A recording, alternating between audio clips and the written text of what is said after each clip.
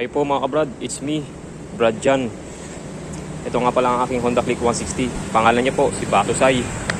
Ito mga kabrad, pantapat natin kay Samurai.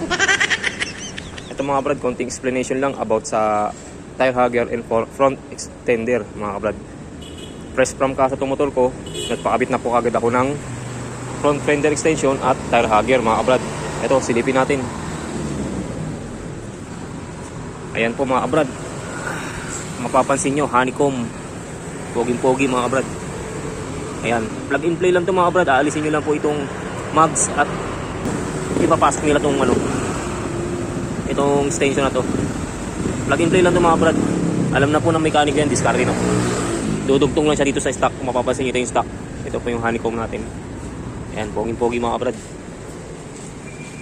Ito tayo sa kabila mga kabrad. Ayan.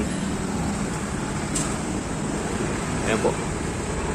Plug and play lang mga kabrad. Wala nang tatabasin. Wala nang aalisin dito. Yung stock niya ng front fender nandito pa rin mga kabrad. Ayan o, stock. Dugtong na lang to.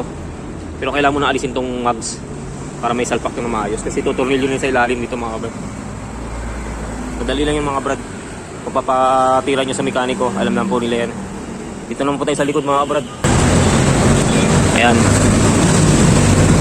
Ayan po mga kabrad, mapapansin nyo po, honeycomb din ang binili ko, tire hugger.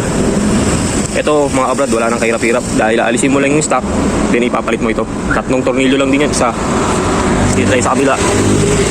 Ayan mga kabrad, dalawa, then ito, tatlo, isa, dalawa, yung sa likod, ito, tatlo.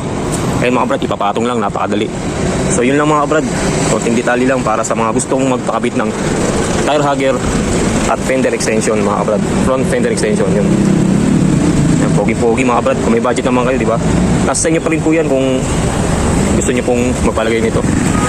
Sa akin lang naman is para mabawasan yung dami ng putik o talsik na mga dumi. Although hindi maiwasan, talagang nadudumihan siya, pero at least mababawasan. Yan lang po mga kabrad, konting detalye lang para sa gusto mong palagay ng front fender extension at tire hugger para sa ating Honda Click 160. Ayan po mga kabrad, poging-pogi. Fresh from Kasen mga kabrad, nagpalagay na agad ako. So salamat po, thanks be to God mga kabrad. Please like and subscribe po. Sila po, kayo na po bahala. Salamat po, see you.